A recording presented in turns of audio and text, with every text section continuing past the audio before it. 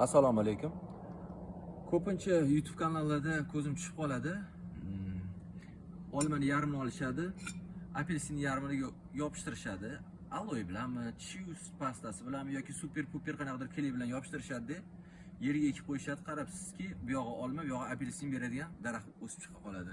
Bu hammasi yolg'on, bunaqa narsalarga ishonmanglar. Omadinglar kelsa, to'g'ri, bu yog'idan olma o'sib chiqadi yovoyi. Agar bu yerda urug'i bo'lsa, yonida apelsin ham o'sib chiqishi mumkin. Bo'lmasam, irib-chirib yo'q ketaveradi. Nav yaratish oson narsa emas.